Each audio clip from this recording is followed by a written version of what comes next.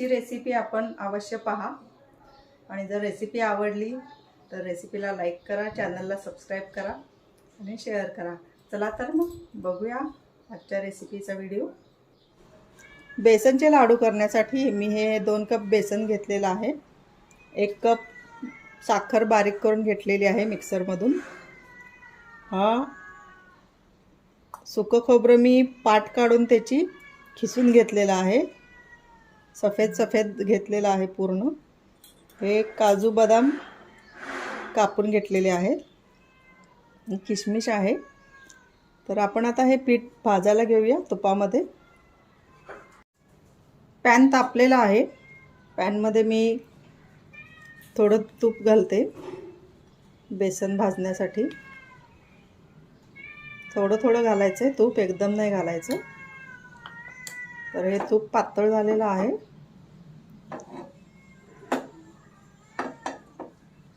आपण आता यामध्ये हे 2 कप चणा पीठ घेतलं होतं बेसन, ते मी घातलेलं आहे। आपण आता हे भाजून घेऊया मंद आचेवर।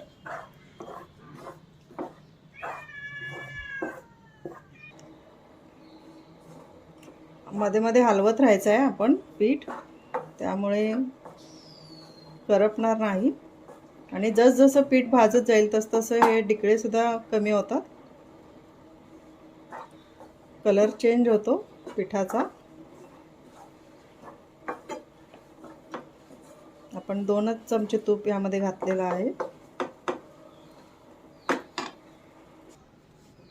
आपलं हे पीठ भाजत आलेलं आहे। बघताय आपण ते डिकळे पण थोडे कमी झालेले आहेत बऱ्यापैकी। आणि पीठ भाजलेला सुवास सुद्धा येत आहे, कलर चेंज झालेला आहे थोडा। आणि मी मगाशी सांगायला विसरले, यामध्ये थोडासा रवा देखील घालायचा, म्हणजे तोंडाला आतून चिकटत नाहीत हे लाडू खाताना। मी फराळाचं साहित्य काय काय लागणार हा जो व्हिडिओ केला त्यामध्ये मी सांगितलेलं आहे, परंतु ही वाटी बाजूला राहिल्यामुळे ते सांगायचं राहून गेलं। तर मी रवा पण थोडासा भाजून घेतलेला आहे। 3 चमचे छोटा पोहे खायचा चमचे असतात ते 3 चमचे मी घेतलेले आहेत। तुम्ही तुमच्या इच्छेनुसार घेऊ शकता। तर आपण एक थोड्या वेळातच आता गॅस बंद करणार आहोत। आपला बेसन भाजत आलेला आहे।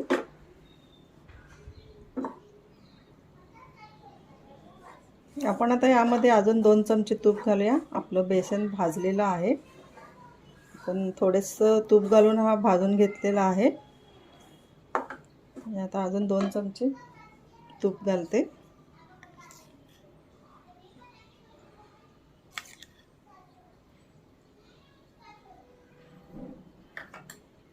परत थोडं भाजून घेऊया।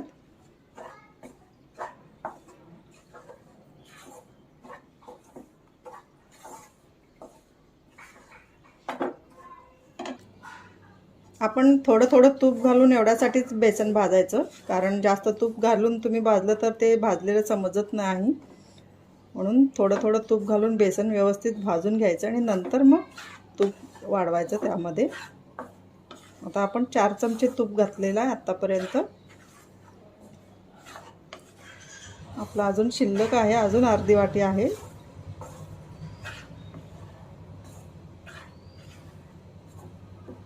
तर मी अजून 2 चमचे आता यामध्ये घालणार आहे।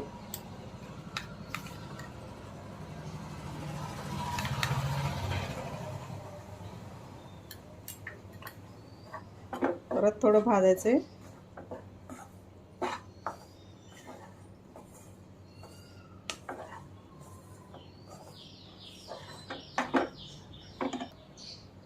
बेसन आपलं भाजलेलं आहे। बेसन भाजले कशावरून ठरवायचं तर बघताय आपण आपल्या उलटण्याला किंवा चमच्याला झाऱ्याला जे पण तुम्ही घेतला असेल त्याला अजिबात चिकटत नाही। मग जेव्हा आपण बेसन भाजायला घेतलं तेव्हा हा चमचा पूर्ण भरला होता, म्हणजे जेव्हा पीठ आपलं अजून कच्चं होतं। आता आपलं हे बेसन पीठ पूर्ण भाजून झालेलं आहे, तर पहा काही सुद्धा चिकटत नाही। तर ह्या छोट्या टिप्स नवीन असणाऱ्यांनी लक्षात ठेवा। तर आता हा आपलं बेसन भाजून झालेलं आहे। आपण त्यामध्ये हे गरम आहे तोपर्यंत यावरती आपण साखर घालणार आहोत। तर ही साखर घेतलेली आहे मी 1 कप।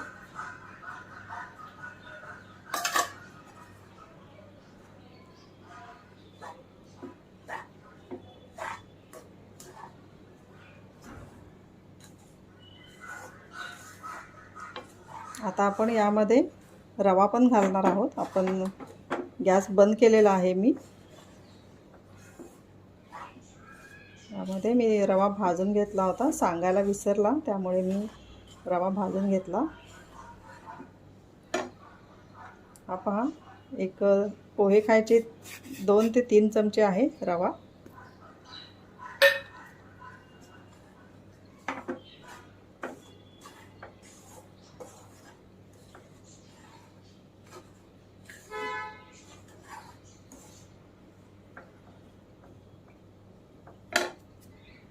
त्यामध्ये आपण ड्रायफ्रूट्स घालणार आहोत.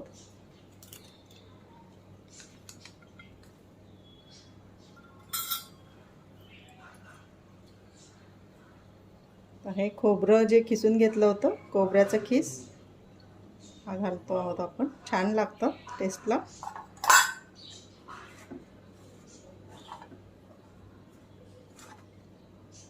आणि आपण आता जे राहिलेलं तूप आहे ते पण घालून थोडा वेळ झाकून ठेवणार आहोत.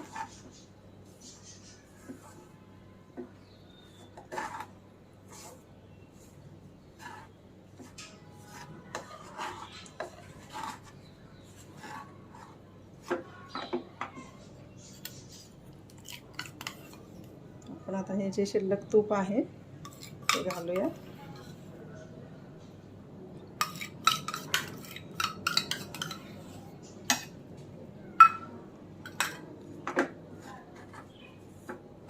थोडा वेळ झाकून ठेवूया.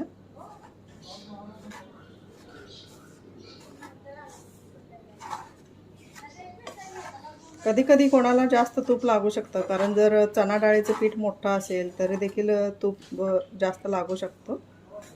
लागलं तर आपण थोडं घालायचं आहे. पण हे झाकून ठेवते.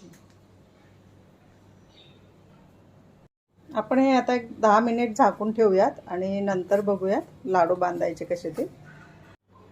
हे लाडूचं मिक्सचर मी झाकून ठेवलं होतं. 10 मिनिट झालेले आहेत. आपण उघडून बघूया.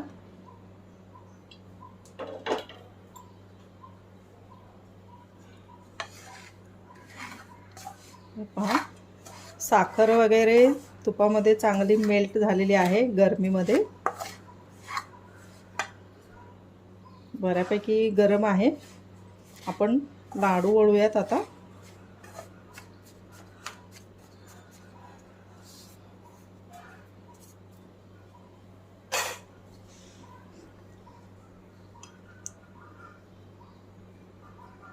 छोटे छोटेच करणार आहे मी. हे पहा,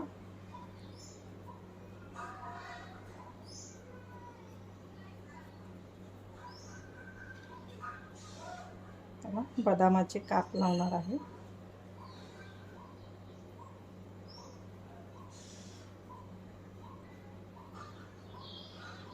हे पहा, छान सेट झाले ना ते. अजून गरम आहे त्यामुळे असे वाटतात.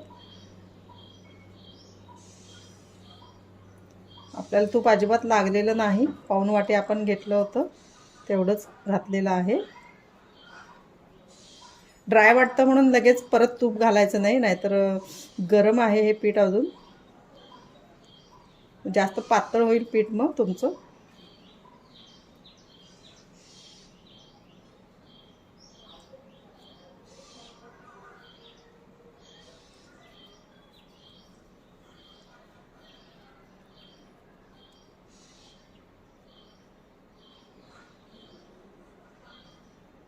हे पहा, असे आपण आता सर्व लाडू करून घेणार आहोत.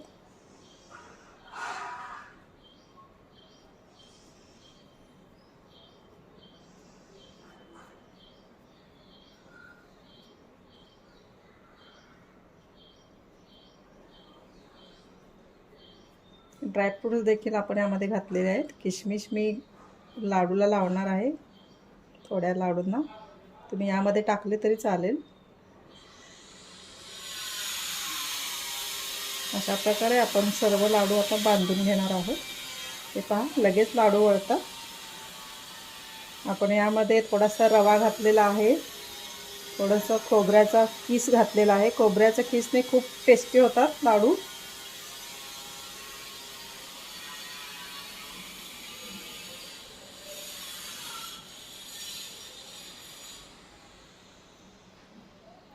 पहा, अशा प्रकारे आपण आता सर्व लाडू बांधून घेऊयात.